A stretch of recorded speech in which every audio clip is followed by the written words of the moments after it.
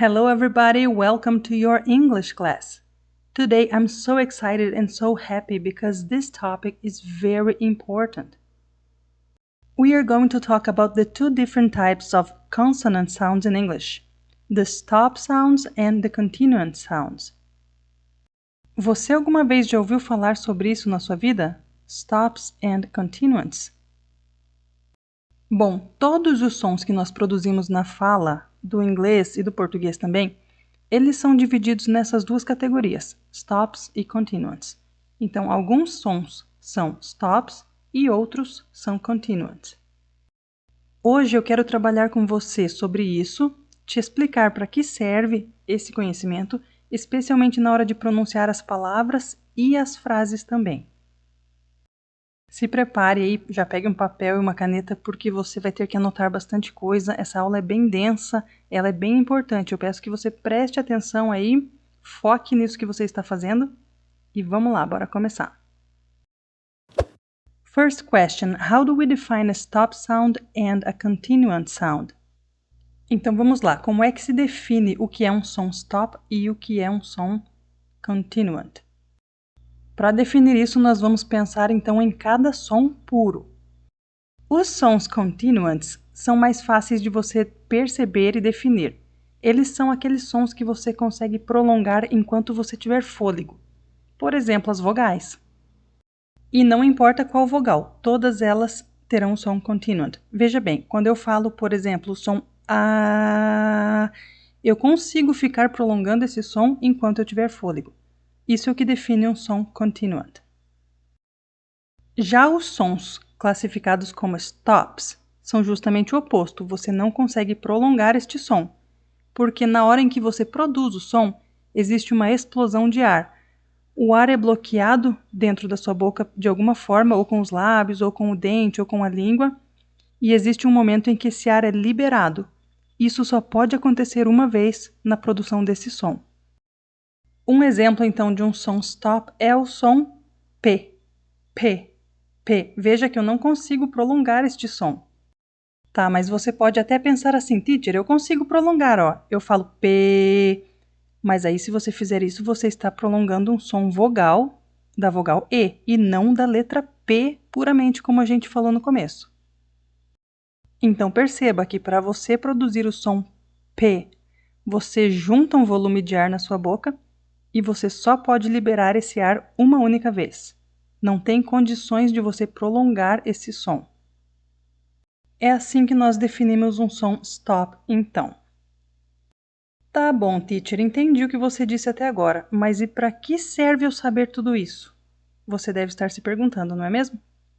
Bom, fique comigo até o final dessa aula porque esse assunto é extremamente importante para você conseguir pronunciar as palavras e as frases em inglês. Só que você vai entender tudo lá no final, tá? Vai me acompanhando aqui por enquanto. Vamos fazer rapidamente, então, um levantamento dos sons que nós temos aqui na língua inglesa, para que você consiga entender o que eu vou dizer depois. Me ajuda lá.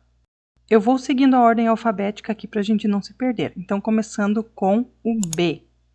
As vogais todas, você já sabe que são continuants, não é mesmo? Então, a primeira letra vai ser a letra B. Na verdade, o som, não importa com que letra você escreva, tá bom? Então, para produzir o som B, você tem a explosão de ar e não consegue prolongar o som. Portanto, o som B é um som stop. O seu par, então, será o som do P. Nós colocamos os sons consoantes em pares de acordo com a maneira como eles são produzidos dentro da boca, tá? Então, o som do B e do P usam o mesmo formato da boca na hora de você falar. Lembra, né, que nós já fizemos uma aula ali separando os sons em fortes e fracos, tá bom?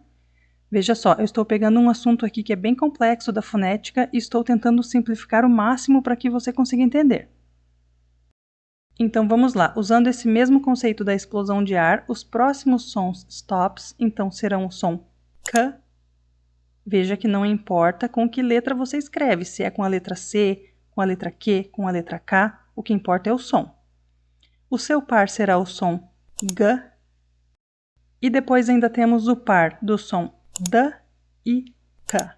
Estes são os sons stops.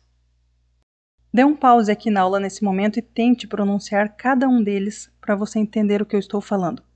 Em cada um destes sons aí existe uma explosão de ar, o ar é bloqueado na boca de alguma maneira, e quando você solta o ar, este som é produzido apenas uma vez. Então vai lá. B, P, K, G, D, T. Agora vamos acrescentar ali do outro lado os outros sons consoantes para que você perceba que você consegue prolongar estes sons enquanto você tiver fôlego. Vai repetindo aí comigo. O som do F, do V. Viu que eu consigo prolongar? O som do H, do R, em inglês, com a língua enrolada. O som do L, L. O som do M, M. Do N, N. Do S, S. E do Z, Z. Percebeu o que eu estou falando até aqui? Até aqui está claro para você? Bom, vamos começar a aprofundar então. Por que é que isso aqui é importante? Veja bem, o português e o inglês são línguas muito diferentes uma da outra. E as regras de escrita, as regras de ortografia que se aplicam em uma língua, não servem como base para a outra língua. Por exemplo, em português nós utilizamos a acentuação gráfica nas vogais para identificar quais sílabas são mais fortes do que as outras. Isso não ocorre no inglês, não existe acentuação em inglês. Então, para determinar quais sílabas são mais fortes ou mais fracas, eles têm sua própria metodologia. Aqui nós vamos falar bastante sobre sílabas nessa aula de hoje, tá bom? Bom, quando uma sílaba é mais forte do que a outra, tem mais um detalhe que acontece. Ela também é prolongada por uma duração de tempo um pouco maior do que as outras sílabas. E é justamente aqui na questão do prolongamento das sílabas que as consoantes stops vão desempenhar um papel fundamental. E isso não existe no português.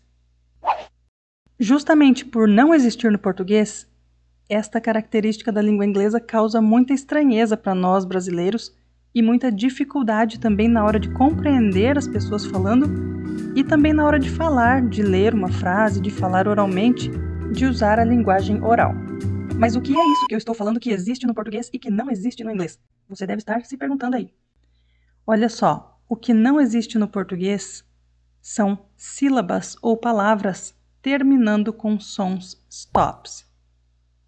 E é justamente por esse detalhe não existir na nossa língua que nós temos tanta dificuldade em compreender e também em produzir estes sons nos finais de palavra. Agora chegou a parte da aula onde você vai começar a entender tudo que eu vou falar. Vamos lá. Veja bem, você não tem em português nenhuma palavra terminando em B, sem uma vogal depois, só na letra B mesmo, nem na letra P, nem na letra K, nem terminando em nenhuma das formas escritas que possa produzir o som K, ou seja, na letra C, na letra Q, na letra K. Também não existe em português nenhuma sílaba ou palavra terminando na letra D, nem na letra T. Percebeu? Em inglês, você pode ter palavras terminando em qualquer letra, em qualquer som. Agora vamos analisar a nossa língua. Em português, você pode ter sons consoantes terminando sílabas ou terminando palavras, mas todos eles são sons continuantes. Veja bem, nós temos palavras terminando em M em português, em N. Temos palavras terminando em R, em L, em S, em Z e também terminando em vogais. Vamos começar a analisar o tamanho do nosso problema então, para que você consiga entender ao final dessa aula o meu propósito aqui com tudo isso. Um exemplo, essa palavra aqui, ó. Por não existir no português nenhuma sílaba nem palavra terminando no som G, a nossa tendência na hora de falar esta palavra será sempre colocar um som vogal depois do G. Então, nós pronunciaremos assim, big, o que está completamente errado. E nós teremos a tendência de pronunciar errado todas as palavras que terminarem com som stop, Então, em todas essas letras aqui que você está vendo. Deu para você ver aonde eu quero chegar com esta aula aqui? Bom, faça um favor para você mesmo nesse momento, dê um pause aqui e copie todas essas letras que estão destacadas aqui para você, que nós vamos trabalhar com isso a partir de agora. Então vai lá, compreendendo os sons stop um pouquinho mais a fundo. As 3 fases da produção dos sons stops são as seguintes.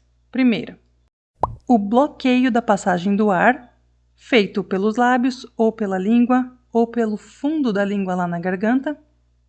Segunda fase, o aumento da pressão do ar dentro da boca.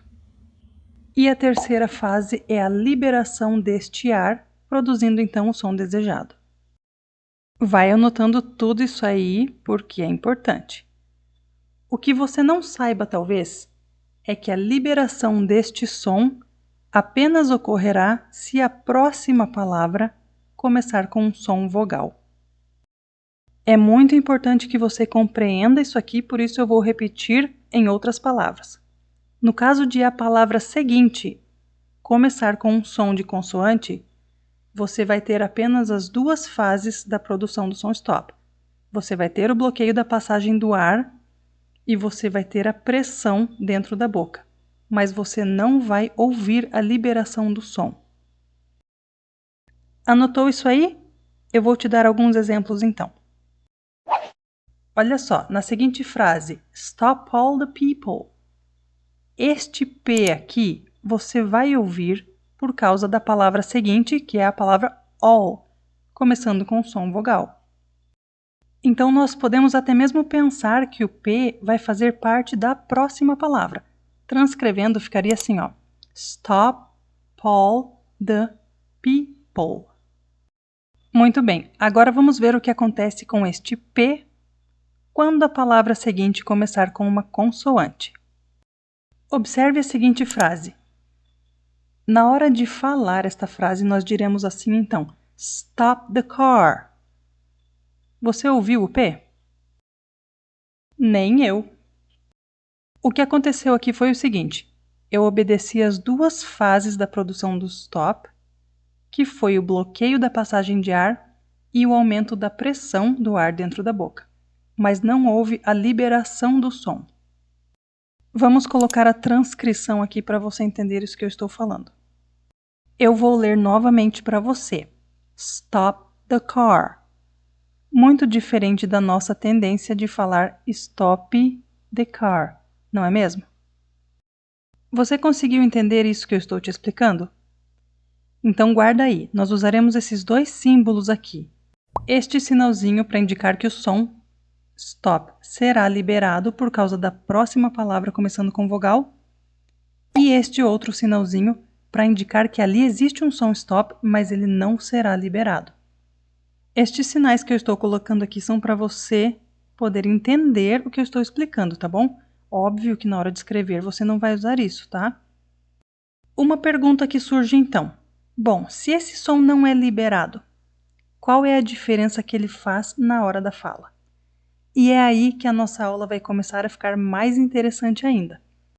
Se você já está prestando atenção até aqui, então redobre a sua atenção agora, porque tudo isso aqui é fundamental e super importante. Vamos lá. A questão é a seguinte, vamos comparar com a nossa língua. Em português nós temos as sílabas comuns, vamos chamar aqui de sílaba média. Eu estou usando aqui um termo como se nós pudéssemos medir o tamanho de tempo que essa sílaba dura. Então, compare aquele risquinho branco que está abaixo da palavra como se fosse a duração daquela sílaba em tempo, tá bom? E nós também temos em português as sílabas longas, que são quando uma sílaba tem uma vogal acentuada ou quando ela termina com uma consoante contínua, no caso. Aquilo que nós acabamos de ver ali. Então, você consegue perceber que quando você fala a sílaba vim, ela demora mais um pouquinho de tempo do que quando você fala vi? Conseguiu perceber isso? Você concorda comigo? Eu espero que sim. Bom, Tomando por base este assunto, em inglês também se tem as sílabas médias e as sílabas longas. Vou colocar aqui alguns exemplos para você. Então, ouça enquanto eu leio a comparação entre as duas e tente perceber essa questão do tamanho da sílaba, tá? Lie, line. Me, mean. Why, wise. Agora é que entra aqui o detalhe que eu falei para você que não existe no português. No português, nós não temos a sílaba curta. Isso não existe. E por isso, para nós, é uma dificuldade imensa entender esse tipo de palavra quando é falada e principalmente conseguir falar também. E quem vai possibilitar que isso aconteça na língua inglesa são justamente as consoantes stops em finais de sílabas ou em finais de palavra. Então observe que apesar de às vezes você não soltar, não liberar o som daquela consoante ali no final, ela está ali para um motivo. Ela, na verdade, encurta a palavra onde ela está. Ela encurta a sílaba onde ela pertence. Eu vou ler para você agora essas duas colunas fazendo a comparação entre a sílaba curta e a sílaba média. Só que eu vou ler o contrário, eu vou falar a média primeiro, tá bom? Então ouça e tente perceber a diferença entre elas. Lie, light. Me, me. Why, white. Conseguiu perceber? Eu espero que eu esteja te ajudando aí a entender este assunto, tá? Que eu não esteja complicando a sua vida. Mas olha só, resumindo, apesar de essas palavras terem letras a mais do que as outras, esta letra, se ela for uma stop, não significa que a palavra vai ser maior ou a sílaba vai ser maior. Muito pelo contrário. Então, lembrando, o resumo de toda essa aula aqui é o seguinte: as consoantes stops em final de sílabas ou em final de palavras estão ali com a função de encurtar o tamanho daquela sílaba ou daquela palavra. E elas serão pronunciadas se depois delas vier uma palavra começando com vogal. Caso contrário, você não vai ouvir o som da consoante final. Gostou desse assunto? Conseguiu entender? Bom, este é o tipo de aula que talvez você precise voltar e rever algumas vezes para conseguir assimilar todo o seu conteúdo. Mas vale a pena você dominar esse assunto, porque se você ficar pronunciando errado esse tipo de palavra, você nunca vai conseguir aquele sotaque mais parecido um pouquinho com os nativos americanos lá, tá? E além disso, quando você ouve os outros falarem, você sempre vai ficar esperando escutar uma coisa que na verdade você não vai escutar. Eu espero realmente ter te ajudado com esse conteúdo, porque é muito diferente da nossa língua. Qualquer problema, me procure, por favor.